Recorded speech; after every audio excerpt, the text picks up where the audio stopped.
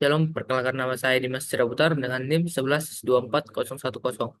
Di video kali ini saya akan menjelaskan tentang modul praktikum yang pertama, yaitu tentang manajemen proses Linux. Nah, di praktikum ini kita diberikan ada dua jenis tugas. Yang pertama itu tugas teori. Nah, ini akan dikerjakan di kertas yang akan dikumpul. Nah, selanjutnya ada tugas pemrograman. Oke, sebelum itu, eh, nah, di sini kita menggunakan distro apapun, namun bukan untuk Ubuntu. Nah, di sini kita untuk praktikum ini kita menggunakan toolsnya itu yaitu dari Ubuntu ya. Oke, yang pertama itu kita masuk ke yang topik yaitu pemrograman. Nah, di sini yang pertama kita disuruh untuk menuliskan kode program ini. Ini dia, dan ini dia yang setelah kami tulis, ini dia yang ditulis. Selanjutnya kita mengeksekusi program itu dengan cara seperti ini. Ini dia. Untuk perintah untuk mengeksekusinya. Oke, setelah itu maka akan keluar hasil seperti ini. Untuk proses ID 3315, ID parent 3175. Nah, selanjutnya kita diberikan pertanyaan, jelaskan perbedaan antara get PID dan get PPID. Nah, jawabannya itu yang pertama, untuk get PID itu adalah get process ID. Nah, jadi fungsi ini digunakan untuk mendapatkan ID unik dari proses itu sendiri yang sedang berjalan. Jadi setiap proses yang dibuat di dalam sistem itu memiliki angka identifikasi unik yang disebut dengan PID. Nah, tujuannya itu dia digunakan saat proses itu perlu mengetahui identitas sendiri. Contohnya itu membuat nama file sementara yang unik atau untuk mengelola sinyal seperti itu. Sedangkan untuk get PPID yaitu untuk mendapatkan get parent process ID. Nah, itu untuk mendapatkan ID unik dari si parent, dari induknya, dari proses tersebut.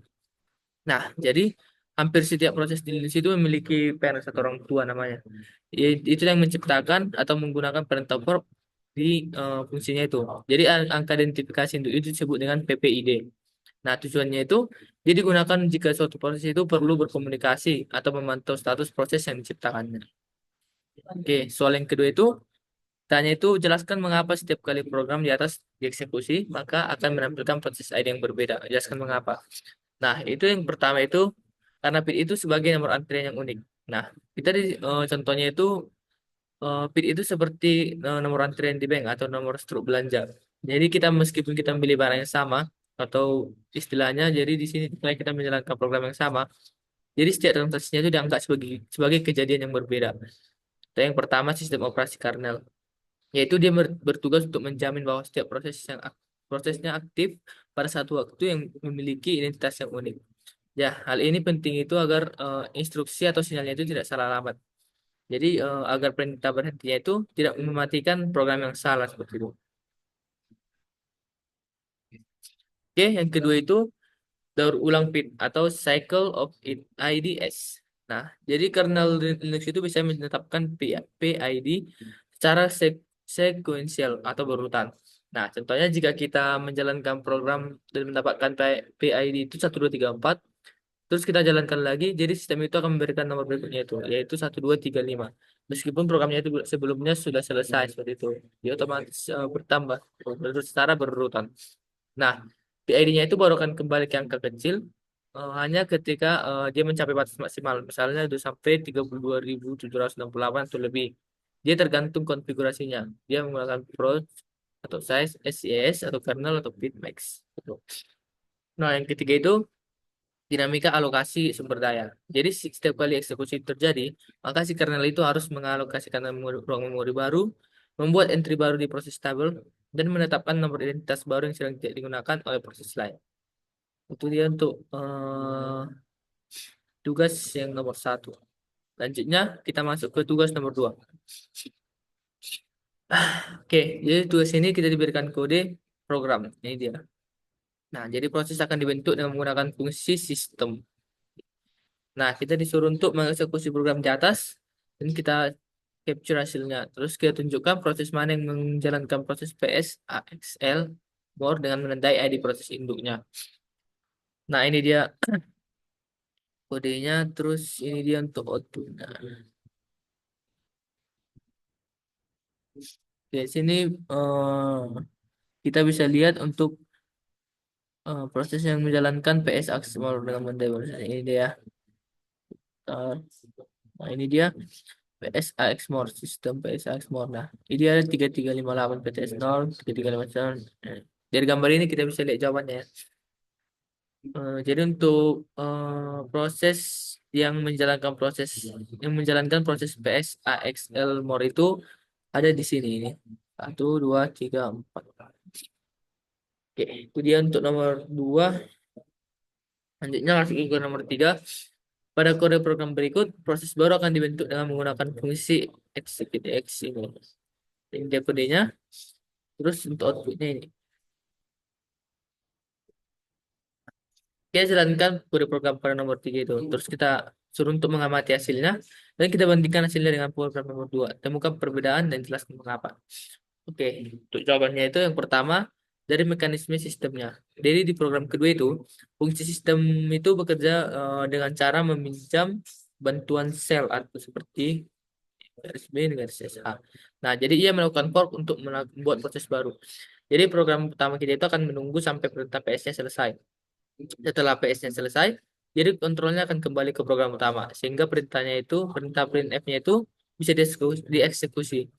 Sedangkan untuk mekanisme di EXCLP ini yang di program yang ketiga ini, dia bekerja dengan cara kanibalisme proses namanya. Jadi dia tidak membuat proses baru, tapi dia mengambil bit dengan yang sedang digunakan oleh program.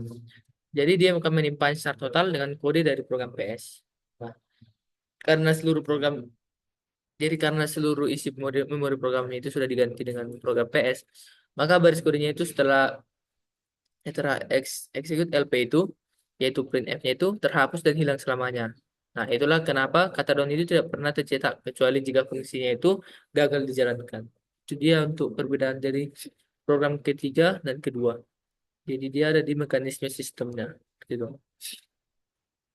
Oke, kita masuk ke soal nomor 4. Nah, di sini kita disuruh untuk menulis kode program ini. Ini dia kodenya. Terus kita suruh untuk mengeksekusi kode program itu dan kita mati hasilnya. Kemudian kita jelaskan hasil dari program itu. Proses mana yang jalankan pertama kali? Apakah proses induk atau proses anak? Mengapa? Nah, ini dia untuk hasil dari eksekusinya. Kita bisa lihat di sini. Nah, jadi untuk jawabannya itu yang pertama, untuk hasil programnya. Jadi program ini menggunakan sistem call fork untuk membuat sebuah proses baru atau proses anak atau child process. Nah, jadi untuk outputnya itu yang pertama main proses ID atau PID itu 5135, parent proses ID atau PPID itu 3175. Jadi ini adalah output awal sebelum portnya dipanggil. Jadi proses ini memiliki PID 5135 dan dijalankan dari shell atau terminal yang memiliki PID 3175. Yang kedua untuk blok parentnya itu atau induknya itu menjalankan bagian kode dalam blok else. Dia ada di PID 5136. Jadi di dalam proses induk, fungsi portnya itu memberikan nilai PID dari proses anak yang baru saja dibuat, yaitu 5136. Nah, untuk parent ID 5135, parent PID-nya 3175. Jadi dia mengonfirmasi identitas induk itu sendiri. Nah, selanjutnya untuk blok child atau anak. Nah, jadi untuk fungsi yang anak ini dia menjalankan bagian kode dalam blok if. Jadi si parents-nya di blok else, nah untuk si child itu di blok if. Jadi PID-nya itu 0. Jadi dalam proses anak, fungsi portnya itu selalu mengembalikan nilai 0. Nah, jadi dia akan mengonfirmasi bahwa proses anak ini memiliki PID 5136 dan induknya adalah PID 5135. Jadi proses mana yang pertama kali dijalankan? Jadi dari hasil eksekusi gambar ini kita bisa lihat proses induk atau proses parent lah yang pertama kali dijalankan. Itu terjadi karena urutan teks yang muncul di terminal, di mana pesan-pesan dari proses induk muncul secara lengkap sebelum pesan-pesan dari proses anak.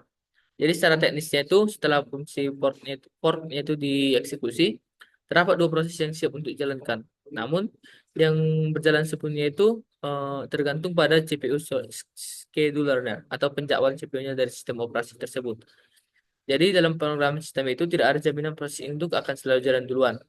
Nah, tapi kedua proses tersebut akan berjalan secara konkuren atau bersamaan. Jadi pada saat eksekusi tersebut dilakukan, penjadwal CPU-nya itu memberikan jatuh waktu atau time slice kepada proses itu terlebih dahulu untuk menyelesaikan tugasnya sebelum beralih ke proses anak. Jadi jika kita menjalankan program yang sama berkali-kali, kemungkinan mungkin mungkin saja yang anak dulu pertama kali muncul di dalam terminalnya tersebut. Itu. Jadi kita bisa lihat tadi yang pertama jalan itu yaitu dari si si parent saya, parent proses itu. Oke, selanjutnya kita masuk ke soal yang nomor 5. Ya, pertama dikasih kode, terus kita suruh untuk memasukkan kodenya. Jadi program ini akan menjalankan dua proses, yaitu proses induk dan anak. Jadi proses anak akan dijalankan 5 kali dan proses induk akan dijalankan 3 kali. Kita disuruh menjalankan program dan amati yang terjadi. Oke, ini dia kode yang kita masukkan dalam Ubuntu-nya. Terus untuk hasil eksekusinya, ini dia. Cari. Oke. Jadi untuk hasilnya itu yang pertama kesan berselingan atau interleaving. Jadi output this is the parent dan this is the child muncul secara bergantian. Itu terjadi karena kedua proses ini berjalan bersamaan secara konkuren. Dan proses fungsi sleep maksa setiap proses untuk istirahat sejenak. Selanjutnya dia akan memberikan kesempatan kepada CPU schedulernya itu untuk berpindah ke proses lain. Kedua untuk jumlah cetakan sesuai instruksi kalimat this is the parent itu muncul 3 kali dan this is the child itu muncul 5 kali. Nah, selanjutnya kembalinya prompt terminal sebelum selesai. Prompt terakhir di baris terakhir itu ada ini. Dia kembali ke terminal gitu sebelum selesai. Nah, kenapa ini terjadi? Karena proses induknya itu hanya memiliki 3 iterasi, sedangkan proses anaknya itu memiliki 5. Jadi setelah mencetak pesan ketiga, induknya selesai dan keluar. Karena proses induk yang dijalankan oleh sel itu sudah berakhir, jadi terminalnya itu menganggap programnya itu sudah selesai dan langsung menampilkan prompt perintah. Namun pada saat proses anak masih berjalan, masih ada dua iterasi lagi. Jadi karena proses anak berbagi dengan terminal yang sama, jadi sisa output yang tadi itu akan tercetak di prompt terminal yang muncul. Jadi proses anaknya ini kini menjadi proses orphan atau yang biasanya diadopsi oleh proses init atau sistem D. Jadi dia bukan masuk ke sini untuk output yang terakhir ini, dia masuk ke ini ke beda apa gitu, beda terminal gitu. Nah, itu dia untuk analisis dari kode program ini sesuai dengan hasil eksekusinya. Itu.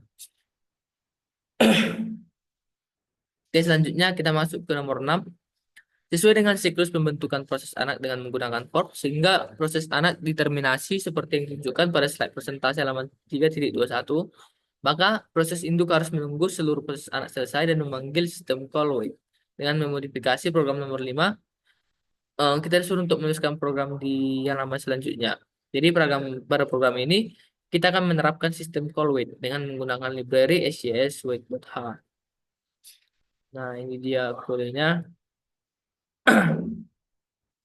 untuk hasil darinya. Ini dia program yang akan menerapkan sistem call wait ya.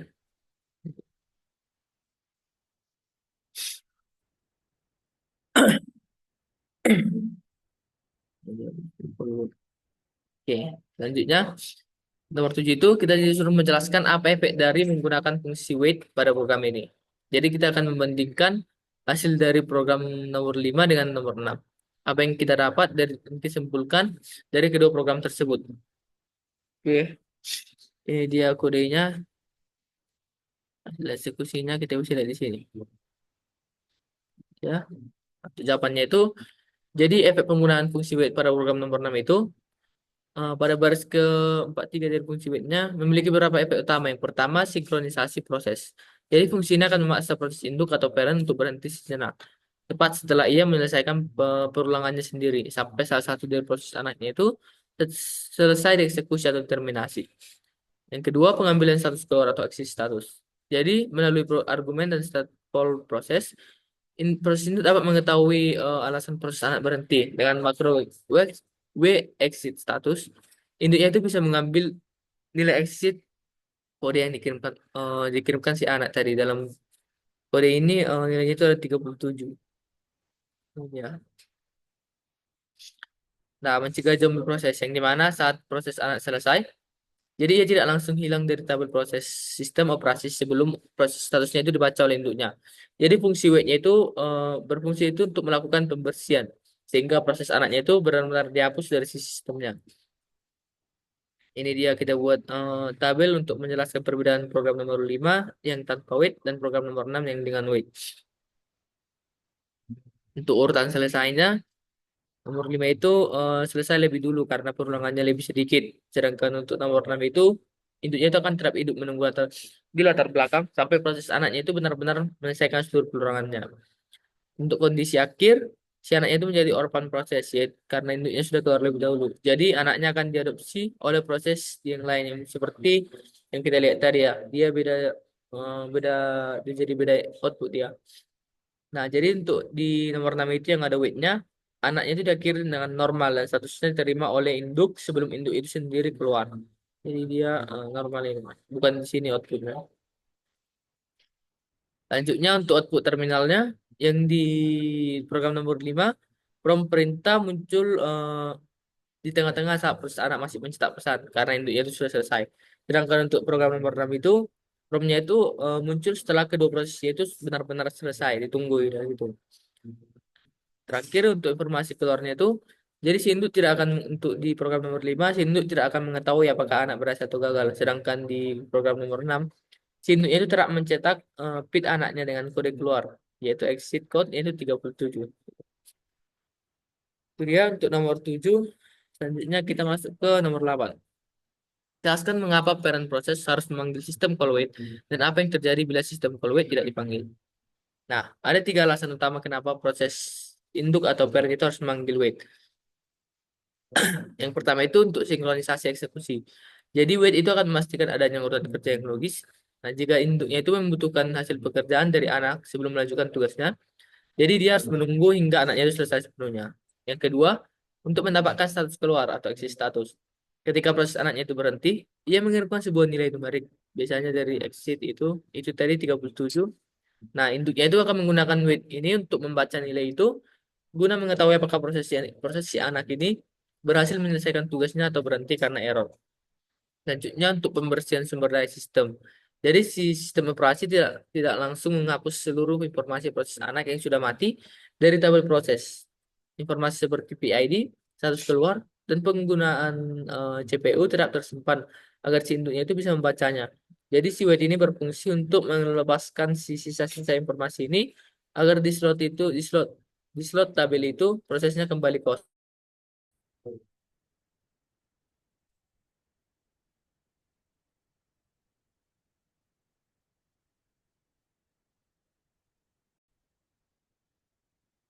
Oke, mohon maaf tadi kita lanjut.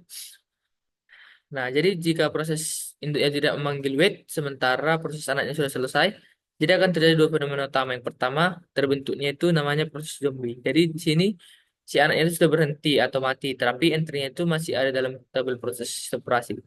Nah, jadi daftar prosesnya itu, proses ini akan ditandai dengan status the function seperti ini atau Z. Tampaknya itu meskipun proses zombie tidak menggunakan memori, tapi dia akan tetap memakan entry di proses tabelnya. Jadi karena jumlah entry-nya itu tabelnya itu terbatas. Nah, jika kalau terlalu banyak zombie yang menumpuk, jadi sistem ini tidak akan bisa menjalankan proses atau aplikasi yang baru. Nah, bisa juga terbentuk orphan process, yaitu si induknya itu sudah selesai atau lebih dulu manggil wait, sementara si anak itu masih berjalan. Nampaknya si anak akan kehilangan induk dan untuk mencegah masalah, si sistemnya itu akan menetapkan proses init atau PID 1. Dia kan sistemnya itu sebagai induk angkat yang baru. Jadi prosesnya itu secara otomatis akan memanggil wait untuk membersihkan anak tersebut setelah ia selesai, sehingga dia tidak menjadi zombie bersamanya. Oke, untuk nomor 9, saya suruh menuliskan kode ini. Nah, terus setelah itu kita suruh untuk mengeksekusi kode di atas. Nah, setelah itu kita observasi hasil dari kode program tersebut. Kita bisa menggunakan perintah PSAL pada terminal dan lainnya untuk melihat proses yang sedang berjalan. Apakah perintah dari hasil dari perintah itu dan kita jelaskan mengapa terjadi hal demikian. Nah, ini dia untuk outputnya. Oke. Selanjutnya kita masuk ke tugas yang C. Ini adalah tugas pemrograman. Mana kita disuruh untuk membuat sebuah program yang mengurutkan data menggunakan algoritma insertion sort. Kita namakan program ini sebagai child process sort. Nah, kompilasi program itu untuk menghasilkan berkas tereksekusi atau executable file. Jadi proses ini akan kita gunakan sebagai proses anak. Ini dia untuk kodenya. Nah, hasil eksekusinya itu akan seperti ini. Ada cari proses satu, hasil satu, proses dua, hasil dua, hasil empat itu. Jadi dia akan berurutan sesuai dengan. Nah, sih kita membuat data algoritma untuk mengurutkan data tadi kan. Terus di sini kita bisa lihat datanya itu terurut satu, dua, empat seperti itu. Nah, nomor dua itu kita suruh membuat proses induk yang bertujuan untuk membuat dan mengeksekusi proses anak pada nomor satu itu tadi. Dan kita berikan namanya sebagai parent process.c. Jadi kompilasi dan jalankan program itu untuk mengurutkan sebuah data yang belum terurut. Jadi ya kodenya siapa selanjutnya. Nah ini dia parent prosesnya buat child proses. Nah jadi di sini proses si anaknya itu akan masuk ke dalam si parent. Terus dia akan keluar hasilnya itu 5, 10, 12. Nah datanya itu akan terurut gitu. Oke. Oke. Nah, pertama itu di sini kita berikan dulu data yang akan diurutkan. Ini dia. Terus kita siapkan argumen untuk execute. Argumen pertama itu seperti ini. Terus kita konversi integer ke string karena dia akan menerima stringnya seperti itu. Ini dia. Situ terlanjutnya kita kasih juga kondisi jika port gagal, dia akan error. Dan jika ini dia si child proses tadi. Jadi ini si parent prosesnya yang ini. Nah, dia akan menunggu child prosesnya itu selesai. Terus dia akan membersihkan memori yang dialokasikan. Nah, hasilnya itu seperti ini tadi. Jadi si datanya akan terurut dan si child processnya itu masuk ke parent process. Gitu. Mungkin demikian penjelasan saya untuk tugas praktikum kali ini. Jika ada kesalahan kata saya mohon maaf. Terima kasih.